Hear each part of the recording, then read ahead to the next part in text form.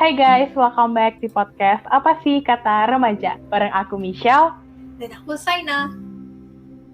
Oke guys, jadi sesuai dengan judulnya ya, hari ini kita mau bahas tentang 5 tahap kesedihan gitu. Atau biasanya dibilang juga 5 stages of grief gitu. Asik.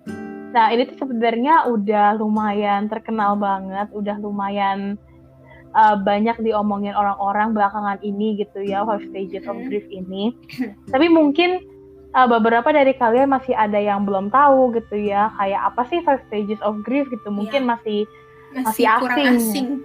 Masih asing. Masih asing ya. Masih asing. Masih asing gitu, masih bingung gitu kan, kayak gimana itu gitu ya. Nah mungkin di sini aku mau coba kayak menjelaskan sedikit gitu ya, apa sih 5 stages of grief apa aja gitu ya. Jadi si 5 stages of grief ini itu yang membuat gitu ya, yang memperkenalkan itu adalah Elizabeth Kubler-Ross. Jadi dia itu psikiater dari dia itu keturunan Swiss Amerika gitu. Jadi di tahun 1969 dia itu bikin buku gitu, dia menulis buku judulnya On Death and Dying gitu ya. Nah di buku itu dia ngomong kalau misalkan kesedihan itu bisa dibagi menjadi 5 stage gitu.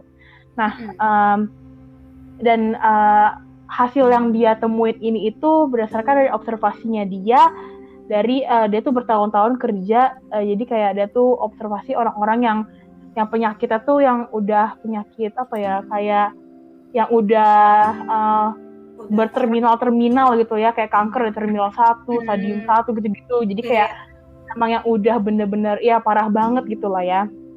Nah teorinya dia ini dikenal juga dengan nama Kubler-Ross model gitu kan. Jadi sebenarnya awalnya banget si teori ini tuh tadinya cuma buat orang-orang yang udah mau udah sekarat gitu lah ya, yang udah mau meninggal gitu, yang udah penyakitnya tuh bener-bener kronis banget gitu. Nah cuman makin kesini itu bisa dibilang kalau misalkan si modelnya dia ini, teorinya dia ini tuh bisa dipakai buat kesedihan lainnya lah, kesedihan pada umumnya gitu kan, kayak misalkan kehilangan orang yang kita sayang gitu ya. Nah jadi sebenarnya tuh ada banyak sih stages of grief gitu ya. Ada juga yang bilang ada yang 7, ada yang bilang 12, ada juga yang bilang 4. Banyak gitu. Cuman yang 5 stages of grief ini yang punya si Kubler-Ross itu yang bener-bener terkenal lah ya, yang paling utama di orang pakai gitu. Yang pertama kali lah ya. Nah, jadi apa aja sih 5 stages of grief itu, ada apa aja gitu ya. Yang pertama itu ada denial gitu. Denial tuh apa sih? Denial itu kayak penyangkalan gitu loh. Denial tuh kayak kita nggak menerima itu gitu loh. Kita nggak menerima kalau hal itu terjadi gitu. Kayak apa ya? Misalkan iya tuh. Nah kayak apa ya? Kayak misalkan nih lagi ada orang yang baru putus sama pacarnya gitu. Terus pasti orang itu kayak masa sih putus gitu, padahal baru kemarin baru jalan gitu misalkan. Terus misalkan ada orang yang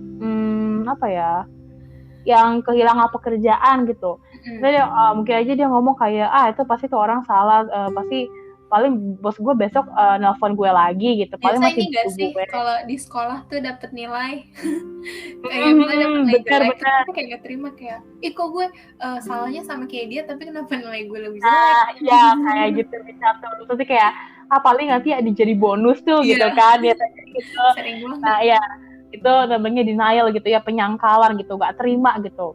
Nah yang kedua itu ada anger tuh marah gitu ya. Jadi kayak misalkan kayak tadi tuh yang kayak dari contoh kamu tuh ya bilang kayak nilai gue segini doang nih gitu, padahal salahnya sama gitu kan. Terus abis itu misalkan orang putus juga kayak emang tuh orang tuh nggak bener, emang tuh orang kayak gitu.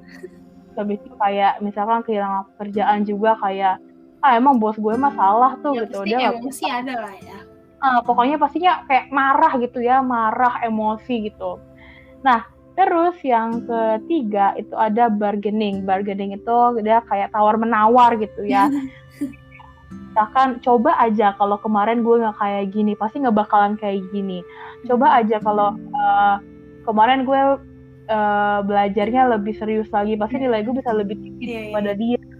Coba aja kalau kemarin gue nggak bilang kayak gini, pasti dia bakalan masih sama gue atau gimana gitu ya.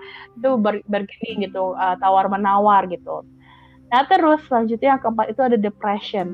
Nah depression ini kayak apa ya, kayak dia tuh kayak udah give up gitu, kayak ngapain gue hidup kalau nggak ada dia gitu.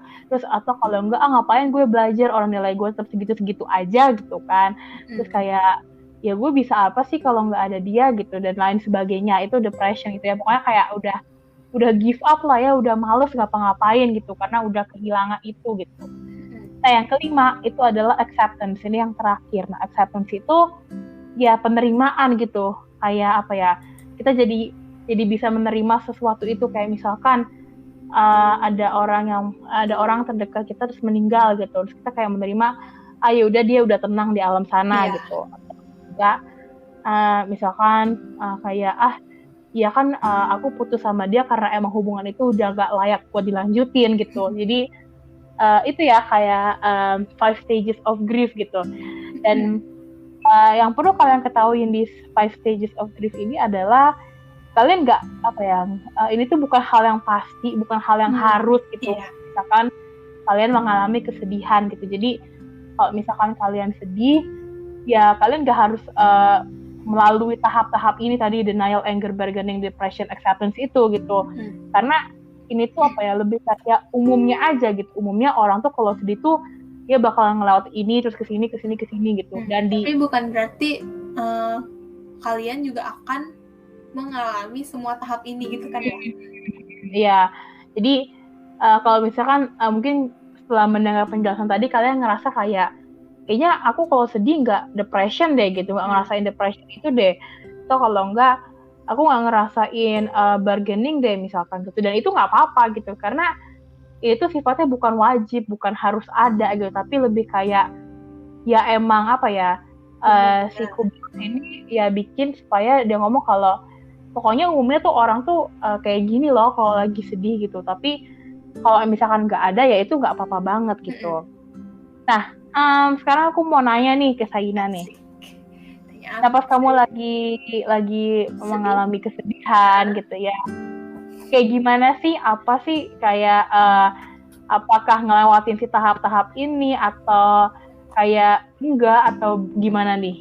Kalau aku sih pas ini aku kan awalnya sekarang ini masih cukup asing ya sama si tahap-tahapan ini, tapi tadi habis Michelle ngejelasin terus aku juga nyari-nyari di internet ya, aku ngerasa oh iya ya pas kemarin gue sedih gue kayak gini nih.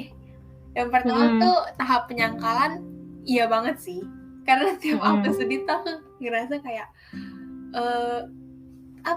kayak nggak terima gitu loh, kayak kenapa kejadian di gue sih, emang gue ada salah apa, kayak gitu tuh. Aku sering banget kayak gitu. Terus juga yang kedua marah sih udah pasti sih, kayaknya aku kebalik deh. Pertama aku melalui tahap marah dulu baru penyangkalan, karena saya agak emosian ya orangnya, jadi kadang marah dulu nih kayak lo nih orang nih begini-begini nih, emosi baru nanti biasanya besokannya gitu pas udah agak tenangan dikit itu baru kayak apa sih kejadian di gue, emang gue ada salah apa sih, emang gue sejahat apa sih gitu. Terus kalau yang menawar ini tuh agak mirip sama ini gak sih, Shell? Kayak bisa dibilang kayak penyesalan gitu gak sih? Karena kan kayak beda sih sebenarnya, cuman agak-agak mirip gitu gak sih? Kan kalau yang itu kan jadi kayak apa ya, karena dia nyesel, kayak ya banyak what ifs gitu, kayak what if only gue kayak gini, if only kemarin gue kayak gini gitu kan. Kalau ini sih aku kayaknya nggak selalu melewati tahap ini sih ya pas aku lagi sedih, karena aku kalau dibilang emang lo nggak nyesel apa pas lo begini-begini, ya nyesel mah ya tergantung sih aku sedihnya karena apa dulu ya. Tapi jarang banget aku melewati tahap si menawar ini ya. Terus kalau yang depresi aku tidak pernah. Ya kayak sesedih-sedihnya aku, sebenarnya definisi depresi itu kan tiap orang mendefinisikannya beda-beda ya kan. Nah kalau aku pribadi sih aku nggak pernah, definisi depresi menurut aku tidak pernah mencapai titik itu. Gimana tuh ya?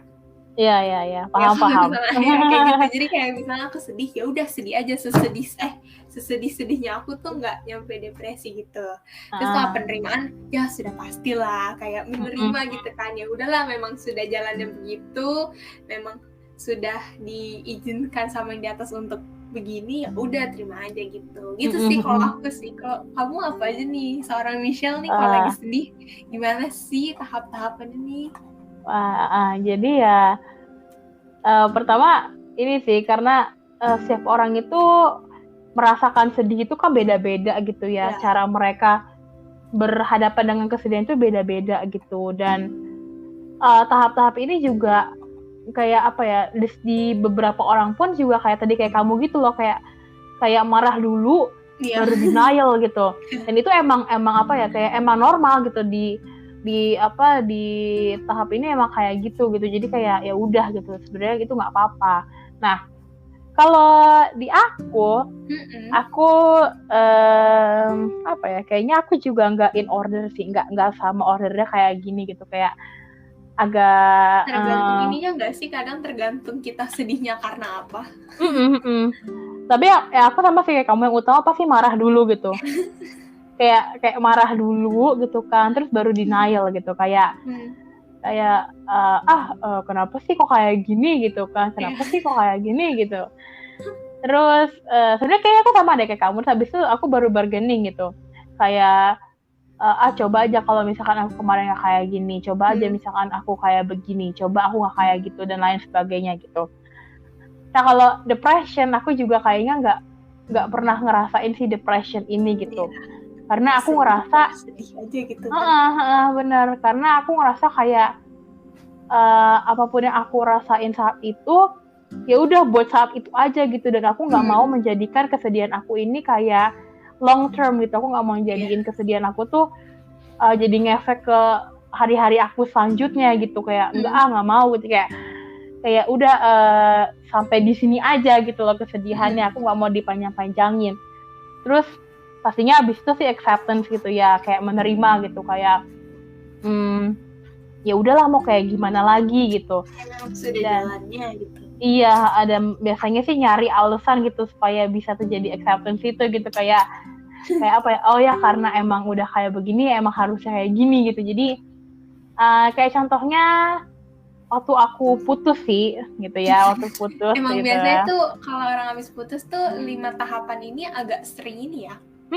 Bener sih. Jadi kayak pertama iya kan, pertama kayak aku marah dulu gitu, pasti aku juga, kita kayaknya nggak bisa jauh sih Shell. Iya kan, kayak kesel, aku putus sih, terus kayak padahal kemarin nggak apa-apa dan lain sebagainya gitu kan. Tiba-tiba kan tiba-tiba ada aja nih kayak begini gitu. Terus denial gitu kan, kayak nggak mungkin, maksudnya kayak masih kerasa terlalu cepet gitu kan, kayak nggak mungkin banget gue putus. Lebih ke ini nggak sih, suka mikir emang gue ada jahat apa sih sama dia, kenapa gue harus ngalamin ini gitu. Iya, kayak rasanya dari kemarin gue baik-baik aja sama dia, terus kok tiba-tiba putus gitu kan. Terus habis itu biasanya ke situ aku waktu itu ke bargaining gitu, kayak coba aja kalau kemarin gue ngomong kayak gini, coba aja kemarin gue nggak kayak begini gitu kan. Terus habis itu dari situ baru ke acceptance tuh, kayak ya udahlah, emang dia nggak baik buat aku gitu kan. Kayak emang dia nggak baik buat aku, ya kalau dilanjutin ntar malah jadi makin sakit hati dan lain sebagainya gitu. Nah si 5 stages of grief ini tuh emang apa ya, kayak tadi aku bilang gitu kan, nggak semua orang mengalami ini, dan nggak semua orang si 5 stages of grief-nya itu kayak bener-bener sesuai urutannya gitu. Urutannya denial, anger, bargaining, depression, acceptance gitu. Ada beberapa orang yang kayak kita yang anger dulu baru denial, ada juga yang misalkan baru bargaining dulu baru denial dan lain sebagainya gitu. Dan itu itu nggak ada yang salah, nggak ada yang benar gitu, kayak itu tergantung orangnya gitu, karena ya kesedihan orang tuh beda-beda gitu kan, cara menghadapinya juga berbeda gitu. Nah, terus sih aku mau nanya ke kamu nih ya, apa tuh? Seru banget nih guys sih tanya-tanya. Kalau misalkan nih, apa ya? Apa tuh? Kepo nggak guys? Kepo nggak nih? Misalkan nih ya, kayak ada orang yang lagi ke tahap apa ya, misalkan tahap bargaining deh gitu ya, dia menawar gitu, kayak coba aja aku kayak gini, coba aja aku nggak kayak begini gitu. Kayak apa sih yang kayak bakal kamu sampein, maksudnya kayak menurut kamu harus ngomong apa ke dia gitu, kayak supaya dia tuh bisa menerima gitu, karena biasanya kalau orang sedih kita pengennya kayak aduh gimana ya caranya supaya gue tuh bisa nunjukin ke dia kalau udah gitu loh, berhenti sedihnya, kayak itu nggak layak disedihin. Jangan sedih berkepanjangan gitu. Iya, itu susah banget sih jujur ya, karena sampai sekarang pun kalau misalnya ada temen aku atau mungkin Michelle juga sesekali pas curhat ke aku, terus aku ngerasa kayak aduh, seharusnya ya kalau gue jadi dia, gue nggak bakal sedih berkepanjangan sih, tapi kan itu kan kelihatannya kayak enteng banget ya aku ngomongnya, karena aku tidak berada di posisi orang itu. Biasanya sih ada nih satu temen aku yang dia sering banget curhat, kayaknya Michelle juga tahu sih ini orang. Dia kayak curhat, dia kayak coba aja waktu itu gue begini. Sebenarnya sih kalau aku ya nanggepinnya, yang pertama yang pasti aku kayak mengiyakan dalam tanda kutip gitu loh. Jadi supaya dia agak apa ya, aku ngerasa kalau misalnya aku iya aja di awal, kayaknya dia bakal ngerasa agak lebih tenang dulu nggak sih, karena oh ya ini orang berpihak sama gue. Itu sih kalau di pikiran aku ya, tapi nggak tahu sih kalau misalnya di dianya kayak gimana. Jadi yang pasti pertama aku bakal kayak iya nggak apa-apa, namanya juga hidup begini gitu kan. Terus nanti kalau dia udah kayak bilang kayak iya gue capek banget nih, kenapa sih gue nggak begini, coba aja dulu gue nurutin kata dia gitu. Aku sih biasanya sih agak ceramah gitu sih, kayak aku bilang nggak ada gunanya gitu loh nyesel, kayak ya udah kejadian juga, maksudnya apa ya, kalau misalnya lo mau mengakui kesalahan lo di masa lalu itu bagus, tapi bukan berarti lo harus menyesali itu gitu, karena nggak ada yang perlu disesalin. Kalau menurut aku percuma juga kan kita mau nangis darah juga nggak akan ngubah keadaan kan, karena udah kejadian kan. Nah jadi biasanya aku kalau misalnya emang nih orang agak batu ya, sebenarnya emang agak parah sih kelihatannya ya, karena kadang aku juga kan emang aku agak emosian ya, jadi kadang aku suka kesel sendiri kalau misalnya nih orang nih udah dikasih tahu, misalnya dia nangisin cowok yang nggak pantas ditangisin, tapi dia nangisin mulu sampai 3 bulan 5 bulan, terus aku udah emosi banget kayak tuh orang tuh nggak pantas ditangisin, dia tuh udah selingkuhin lo, dia tuh udah begini loh. Tapi kalau misalnya dia masih bilang kayak ya tapi gue sayang banget, harusnya dulu gue mau ya kalau misalnya dia suruh gue begini, biasanya aku marah sih. Aku bilang kayak lo tuh sayang boleh, tapi bego jangan. Gak semua orang tuh pantas lo tangisin, gak semua orang pantas lo perjuangin. Terus dari situ aku berusaha ya nenangin diri aku dulu, baru aku kayak ya udah lu terima aja, berarti memang Tuhan udah minta lu untuk menjauh dari orang itu, karena Tuhan tahu itu orang gak baik buat lu. Terus makin lama kayaknya nih orang kan makin ngerti juga kali ya, mungkin dia juga capek kali ya, aduh gue capek nangis mulu nih gue ya setelah dia menenangkan dirinya gitu kan, terus ya udah deh saya berusaha supaya dia bener-bener menerima gitu. Itu sih kalau aku emang agak susah ya. Kalau kamu gimana nih, kan anak psikolog ya, anak psikologi biasanya lebih memahami gitu tentang kejiwaan manusia nih.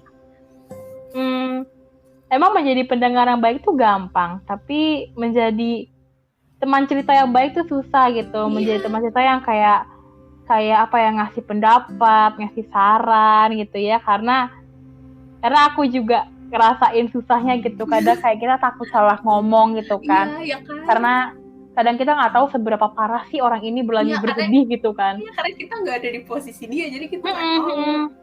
Ya walaupun kita kayak mencoba memposisikan diri kita, tapi rasanya nggak sama gitu kan. Iya, karena ya bukan, kita tidak merasakan itu secara langsung gitu kan. Jadi kayak susah gitu, dan apa ya, emang struggling banget sih kayak gitu. Dan aku juga nggak tahu, maksudnya kayak aku nggak bisa mengatakan kayak oh kamu harus kayak gini, yang bener tuh kayak gini gitu, karena balik lagi kita harus apa ya, menyesuaikan sama orangnya, sama masalahnya gitu. Kita harus bisa kenal orang ini, kayak orangnya itu kayak gimana sih tipenya gitu, maksudnya kayak apa ya, maksudnya orang itu kayak gimana gitu, biar kita tuh bisa menyesuaikan juga sama apa yang bakalan kita sampaikan ke dia gitu kan. Karena ya apa ya, susah sih untuk ngasih saran dan pendapat di waktu yang kayak gitu ya, waktu keadaan dia yang lagi lemah, lagi terpuruk gitu kan. Karena kayak takut kayak aduh nih kalau gue ngomong kayak gini tiba-tiba dia ngerasanya kita misalkan kayak nggak mendukung dia, takut atau salah ngomong kan. Takut salah ngomong gitu. Jadi emang apa ya, kalau aku sih biasanya aku sebisa mungkin ngedengerin dari awal sampai akhir secerita itu gitu ya, kayak biar aku bisa dapet point of view-nya gitu, bener-bener full gitu. Jadi kayak apa ya, biar aku bisa apa itu, jadi kayak aku mengulur waktu juga sih gitu, biar aku bisa tahu gitu loh, kayak ini orang masalahnya apa, dia tuh butuh didengerin aja atau emang lagi butuh banget buat butuh saran atau bagaimana gitu. Jadi apa ya, sebenarnya sabar sih kuncinya tuh, sabar gitu. Sabar dalam artian tunggu ceritanya tuh sampai selesai, sampai dia bener-bener udah selesai cerita. Nah dari situ kita baru bisa action gitu kan. Kita harus ngomong apa nih, kita harus kayak gimana gitu, kita harus menawarkan apa sih ke dia supaya dia tuh apa ya, supaya dia ya bisa jadi better lah, dan kita nggak perlu memaksa gitu kan. Karena balik lagi bukan kita yang di posisi itu, tapi dia gitu kan. Kita sebagai temennya ya cuma bisa nyemangatin, cuma bisa ngasih support gitu kan. Dan menurut aku gini guys, kalau misalkan nih kalian udah ngasih support ya, udah ngasih saran atau pendapat, dan orang ini misalkan malah protes kayak lu tuh nggak ngerasain apa yang gue rasain, kayak lu tuh nggak ngerti jadi gue kayak gimana gitu ya. Kayak gitu kadang kita agak emosi gitu kan, kayak ya kan gue ngasih pendapat, ya kan gue ngasih saran. Orang kayak saya, aduh bahaya banget sih guys, tidak disarankan ya kadang emang kayak gitu kan, kayak kesel gitu, kayak ya gimana gue mau tahu gitu kan, karena ya gue aja bukan elu gitu, kayak syukur kita mau dengerin. Iya, aku paham banget kayak gitu, rasanya tuh kayak aduh kesel gitu. Cuman kita harus coba sabar gitu ya, sabar banget gitu. Emang itu susah sih jadi sabar ya di saat orang itu lagi terpuruk banget, karena ini kalau orang lagi sedih banget gitu ya, lagi terpuruk kayak gitu, dia tuh nggak bisa thinking straight gitu, nggak bisa berpikir jernih gitu. Jadi aku yakin orang itu pasti nggak they didn't mean what they say gitu, tapi karena udah terlalu sedih, udah terlalu capek, jadi kayak ya udah kayak gitu. Dan aku yakin nanti juga kalau misalkan itu dia pasti sadar sendiri kayak kemarin ngapain gue ngomong kayak gitu ya gitu. Dan ya pokoknya kuncinya sabar sih guys. Jadi walaupun kalian udah ngasih pendapat gitu ya, ngasih saran, tapi malah digituin gitu kan aduh kesel banget gitu. Tapi sabar gitu, karena sabar. Iya, ketika mereka ada di lowest point of their self itu kayak apa ya, kayak emang itu lagi titik tercapainya mereka, mungkin lagi titik terendahnya mereka gitu. Jadi kita juga nggak bisa menyalahkan mereka gitu kan, karena ya namanya juga orang lagi sedih gitu, kadang juga ya udah nggak bisa mikir lah ya, kayak aduh udah deh gue sedih gitu kan. Jadi ya udah gitu, jadi terima aja gitu kalau lagi tiba-tiba mereka kayak ngomong kayak gitu, kayak lu kan nggak ngerti, lu nggak ada di posisi gue gitu. Jadi udah terima aja, sabar. Iya. Ya jadi sabar gitu. Nah kalau kita bahas soal sedih-sedihan gitu ya, grief gitu, ada kaitannya lumayan erat sama depression gitu. Nah kadang tuh orang suka agak mistaken gitu ya, suka misunderstood antara si grief and depression ini, karena menurut aku grief and depression ini tuh agak-agak mirip tapi nggak sama gitu loh sebenarnya guys. Seru, tapi kayak kalau lihat dari cover aja tuh kita kadang bisa apa ya, kayak ada orang yang kayak langsung ngomong, aduh gue depresi nih gitu, padahal sebenarnya dia cuma sedih aja gitu kan. Jadi kadang suka salah judgement juga gitu. Jadi mungkin di sini aku bakalan ngasih tahu sedikit gitu ya perbedaan yang paling mendasar si grief and depression itu ya, gitu. Salah tangkep ya guys. Karena ini penting juga gitu, karena apa ya, kayak self diagnose itu juga nggak boleh gitu kan, mendiagnosa diri sendiri gitu. Apalagi yang nyoba itu di internet kan kadang ada kan yang bener apa banget sih namanya, misalnya mau ngetes apakah kalian kena bipolar atau apa. Kalau internet tuh nggak bisa dipercaya 100% guys.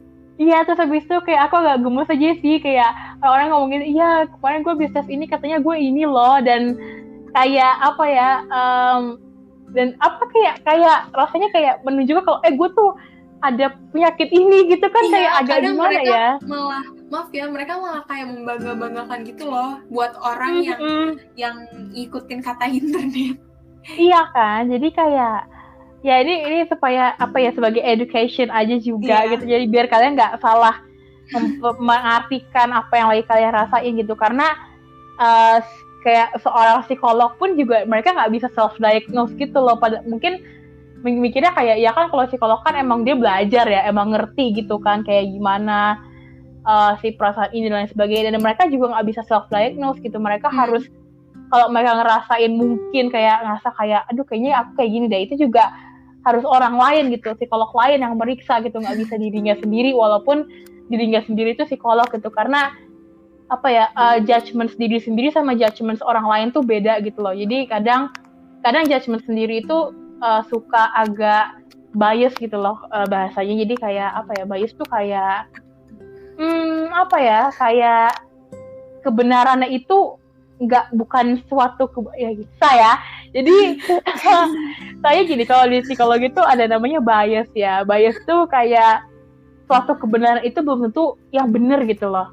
Jadi apa yang menurut kita benar tuh sebenarnya tuh nggak kayak gitu kebenarannya gitu. Tapi karena karena itu kan gitu pemikiran kita sendiri kan. Jadi kita butuh pemikiran dari orang lain yang ya dokter aja kalau sakit katanya berobat ke dokter lain kan, nggak bisa ngobatin dirinya sendiri. Iya, jadi begitu deh itu. Mungkin kalau kalian boleh lebih jelasnya lagi, boleh Google aja ya, bias in psychology itu apa masuk gitu. Psikologi aja deh guys. Iya gitu. Oke. Jadi apa sih bedanya grief and depression gitu ya? Pertama kita dari symptoms-nya dulu gitu ya, tanda-tandanya gitu. Jadi biasanya tuh kalau misalkan kalau grief itu, sedih itu ya apa ya, kayak durasinya lebih sebentar gitu. Mungkin kayak sedih karena kehilangan orang yang dia sayang gitu, misalkan kayak meninggal gitu. Biasanya kayak ya mungkin hitungan minggu lah, sebulan lah gitu ya. Habis itu mungkin bisa ya udah lebih kayak menerima gitu kan. Nah, tapi kalau depression itu biasanya durasinya lebih lama gitu. Bisa berbulan-bulan, bisa bertahun-tahun malah gitu. Nah, yang kedua itu kita bisa lihat dari acceptance of support-nya gitu, bagaimana si orang itu menerima support dari orang lain. Nah, biasanya kalau orang yang mempunyai depression ini dia tuh lebih isolate gitu loh, lebih kayak shutting everybody from her atau him gitu. Jadi kayak pokoknya kayak nggak mau menerima bantuan gitu, kayak pokoknya intinya kayak mengisolasi diri banget lah, kayak menyendiri banget gitu. Tapi kalau orang yang grieving, yang sedih itu ya mereka tuh masih mau gitu menerima kayak bantuan lah atau semangat dari orang lain, masih mau cerita-cerita gitu. Lain gitu ya. Kayak ya biasanya ini juga sih, kayak misalkan ada orang yang meninggal gitu, biasanya kita kayak ngadain acara-acara yang apa ya, namanya kayak misalkan 40 harian gitu-gitu kan, itu kan lebih kayak emang support ya, kayak supaya gitu. Kayak gitu-gitu gitu. Nah, terus yang ketiga itu ability to function gitu ya. Maksudnya di sini adalah biasanya kalau orang yang sedih itu walaupun emang mereka sedih, tapi mereka masih bisa beraktivitas secara normal gitu, secara kayak ya seperti biasanya, misalkan pergi ke sekolah, pergi ke kampus, ke kerja gitu. Tapi kalau orang yang depression ini itu biasanya kayak nggak bisa gitu loh, karena kayak udah terlalu apa ya, feelingsnya itu udah terlalu membebani mereka gitu, sampai-sampai mereka mau beraktivitas aja tuh rasanya berat banget. Nah, tapi itu ada beberapa perbedaan gitu ya antara grief dan depression. Nah, tapi kita juga nggak bisa balik lagi, kita nggak bisa self-diagnose ya dari apa yang aku omongin barusan ini. Ini aku cuman ini sih kayak sharing aja gitu, apa sih bedanya gitu, biar kita juga nggak ngejudge orang kayak oh ada orang depresi gitu, padahal sebenarnya itu orang cuma sedih gitu kan. Jadi intinya adalah self-diagnose gitu ya, kalian tuh kayak ngerasa aduh kayaknya aku depresi deh, aduh kayaknya aku bipolar deh, kayaknya aku ini deh. Kayaknya tuh tidak bisa di ini ya guys, mendingan langsung cek ke ahlinya aja sih. Iya emang kayak harus langsung cek ke ahlinya gitu, nggak bisa kayaknya, atau apalagi kalau ngikutin tes di Google gitu ya, terus atau kayak cuman ngeliat dong oh kalau di kata Google tuh begini gitu. Ya bukan berarti kata Google nggak benar sih, cuman tidak semua bisa ya? Dipercaya gitu. Apa ya? Kayak kalau misalkan Google. Kamu sakit, terus kamu perlu obat, kayak kamu juga harus tahu obatnya dari dokter gitu kan, kayak obat yang benernya gitu. Jadi kalau misalkan kalian ngerasa ada yang nggak beres gitu, yang ngerasa nggak nyaman gitu, dan menurut aku sih saran aku ya langsung dikonsultasiin ke ahlinya aja gitu. Jangan self diagnose yang kayaknya kayak gini, karena fatal gitu loh kalau misalkan tiba-tiba ternyata bukan gitu ya, terus kalian udah merasa kayak separah itu, malah jadi bisa beneran gitu loh guys, kita nggak ada yang mau ya gitu kayak gitu. Jadi benar-benar harus dikonsultasiin ke ahlinya gitu. Nah terus apa ya, mungkin untuk menutup gitu ya, karena sebenarnya ini tuh nggak perlu panjang-panjang banget sih, karena yang namanya kesedihan ya juga jangan berkepanjangan lah ya. Tidak boleh berlarut dalam kesedihan. Nggak boleh berlarut dalam kesedihan gitu. Kita harus semangat gitu ya dalam hidup gitu, walaupun kadang hidup tuh susah banget, berat banget, tapi semesta tidak selalu berpihak kepada kita ya, tapi bukan berarti kita nggak boleh bahagia. Justru kita harus bahagia. Iya, bener banget. Nah, untuk menutup nih, mungkin aku mau, ini biasa sih, kita biasanya kalau penutupan tuh kata-kata bijak gitu ya. Kita langsung berubah jadi Mario Teguh. Kan. Nah, mungkin dari Saina dulu nih, boleh kasih apa ya, kayak semangat atau saran buat orang-orang yang mungkin lagi bersedih gitu sekarang, lagi dalam masa-masa yang terpuruk atau bagaimana gitu. Kita memberi semangat gitu, boleh nih dari kamu dulu. Semangat guys, nggak susah. Ya kan, harus semangat.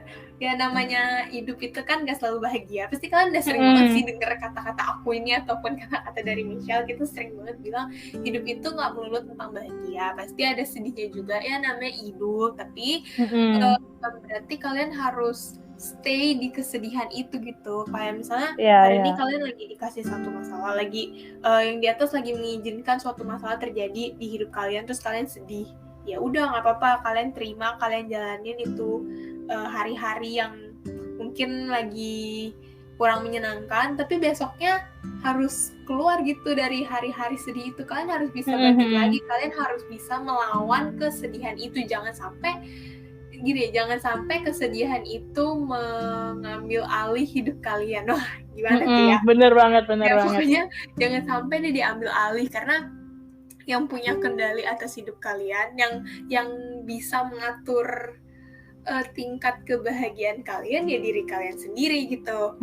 Terus kalau misalnya memang kalian ngerasa lagi capek secapek-capeknya, gak ada salahnya untuk cerita ke orang-orang yang kalian percaya, atau mungkin kalian ngerasa ada yang gak beres nih sama gue, kayak misalnya kalian ngerasa ada gejala-gejala mungkin tentang sesuatu gitu, mending langsung dikonsultasin aja ya sama ahlinya, daripada kayak apa kata Michelle tadi itu kan ngikutin internet kan, ya gimana ya yang internet tidak benar sepenuhnya ya. Jadi lebih baik langsung dikonsultasin aja sama ahlinya. Terus ya begitulah, yang perlu kalian ingat itu adalah tidak baik berlarut dalam kesedihan, karena tidak ada alasan untuk berlarut dalam kesedihan gitu sih. Harus tetap happy ya, karena ya benar, pokoknya kalian bisa menciptakan kebahagiaan itu kapanpun kalian mau sih. Jadi ya jangan lupa bahagia gitu sih kalau dari aku. Kalau dari Michelle gimana nih, Michelle Teguh? Aduh. Ya kalau dari aku, pertama yang paling penting adalah aku mau kalian ingat kalau kalian tuh nggak pernah sendirian ya. Betul.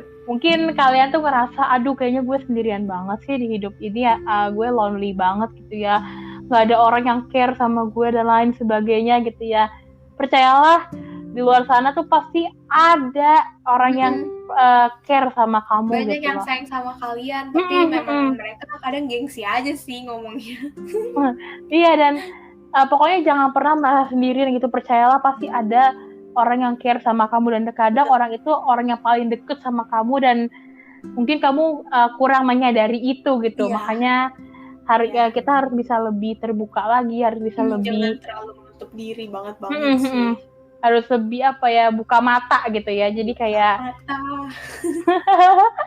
ya Kak, jadi ya itu yang pertama. Terus yang kedua, kayak yang tadi Saina udah bilang gitu ya, kita nggak boleh berlarut-larut dalam kesedihan gitu.